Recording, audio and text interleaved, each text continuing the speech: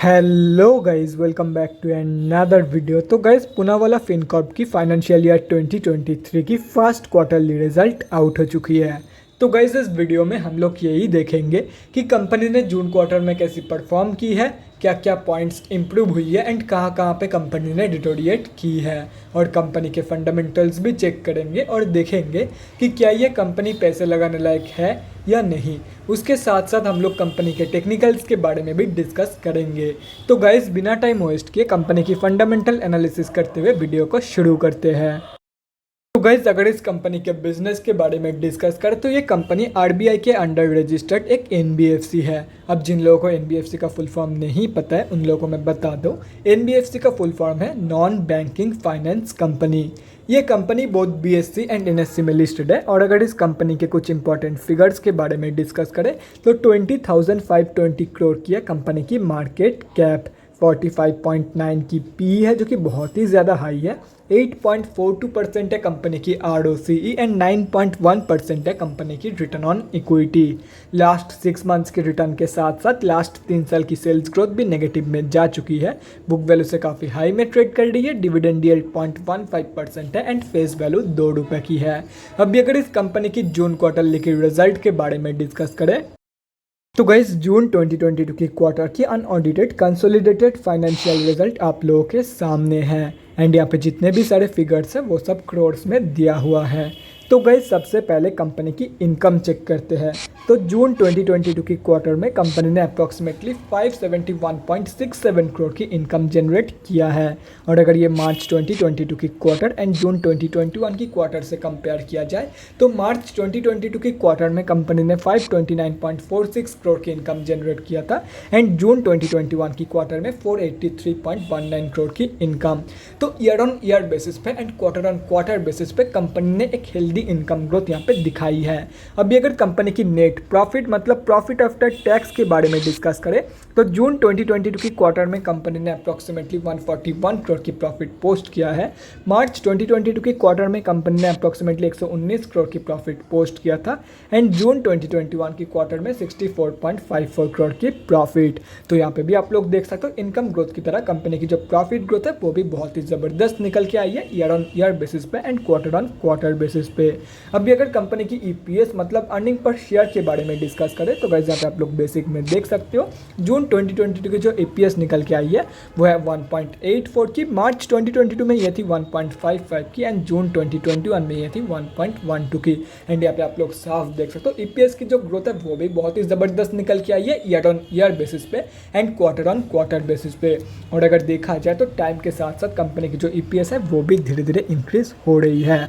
तो अगर ओवरऑल देखा जाए तो जून 2022 की जो क्वार्टरली रिजल्ट है वो बहुत ही बेहतरीन निकल के आई है एंड हर एक जगह पे कंपनी ने पॉजिटिव ग्रोथ ही दिखाई है।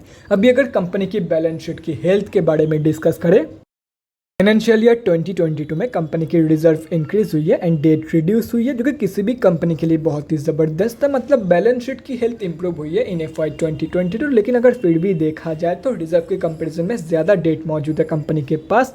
तो बैलेंस शीट की हेल्थ इंप्रूव होने के बावजूद कंपनी की जो ओवरऑल बैलेंस शीट की हेल्थ है वो एकदम बेकार ही है। अभी अगर कंपनी के कैश फ्लोज के बारे में डिस्कस करें तो कैश फ्लोज की जो कंडीशन है वो डिटोरिएट हुई है इन फाइनेंशियल ईयर 2022। एफआई 2021 में कंपनी के पास पॉजिटिव 152 करोड़ की कैश फ्लोज मौजूद थी जो कि अभी डिटोरिएट होकर नेगेटिव में जा चुकी है एंड अभी कंपनी के पास नेगेटिव 3 करोड़ की कैश फ्लोज मौजूद है। और अगर कंपनी की शेयर होल्डिंग पैटर्न के बारे में डिस्कस करें तो जून 2022 के शेयर होल्डिंग पैटर्न आप लोगों के सामने है। जून की क्वार्टर में प्रमोटर्स एंड डीआईआईज ने सेलिंग करी है एंड एफआईआईज ने बाइंग करी है। एंड अगर एंड ऑफ द क्वार्टर देखा जाए तो पब्लिक से माल उठा गया है इन जून 2022 की क्वार्टर। और अगर पब्लिक में डिस्कस करें तो गाइस, यहाँ पे आप लोग देख सकते हो पब्लिक में 3 बड़े रिटेलर की होल्डिंग है इन दिस कंपनी एंड अगर ये तीनों कैलकुलेट करते हो तो इस कंपनी में हम अब जैसे छोटे मोटे रिटेलर की जो होल्डिंग है वो अप्रॉक्सीमेटली 21% के आसपास निकल के आ रही है। टू बी प्रिसाइज, इस कंपनी में हम अब जैसे छोटे मोटे रिटेलर की होल्डिंग है 21.27% के आसपास। तो गाइस, अभी कंक्लूजन पे आते हैं, क्या आप लोगों को इस कंपनी में पैसा लगाना चाहिए या नहीं। तो देखो गाइस, जून क्वार्टरली की जो रिजल्ट है वो बहुत ही बढ़िया निकल के आई है एंड सिर्फ और सिर्फ अगर देखा जाए तो कंपनी की एक ही जगह पे मुझे मुझे बेकार लगा वो है सिर्फ और सिर्फ बैलेंस शीट की हेल्थ, लेकिन वो भी इम्प्रूव हुई है इन फाइनेंशियल ईयर 2022।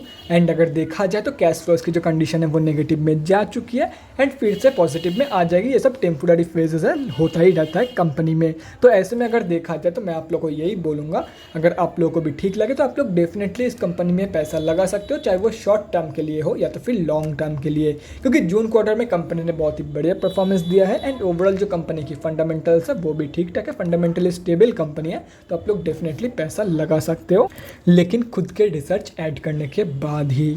तो गाइज अभी अगर कंपनी के टेक्निकल्स के बारे में डिस्कस करें तो गाइज यहाँ पे हम लोग आ चुके हैं एनएससी के डेली चार्ट पे। सबसे पहले उन लोगों के बारे में डिस्कस करते हैं जो लोग इस कंपनी में long term and short term के लिए एंट्री प्लानिंग कर रहे हैं।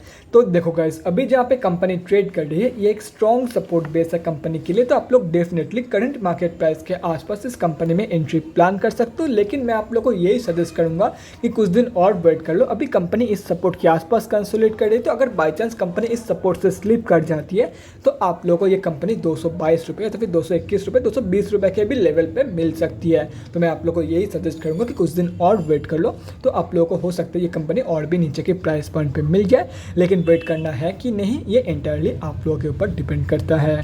और रही बात स्विंग ट्रेडर्स की, तो गाइस यहाँ पे आप लोग साफ देख सकते हो कंपनी यहाँ पे अभी कंसोलिडेट कर रही है। तो wait for the breakout of this level, जब कंपनी इस हाई को तोड़ देगी उसके बाद आप लोग इस लेवल के लिए बाइंग प्लान कर सकते हो, जो कि निकल के आ रही है 338 रुपीज़ की लेवल।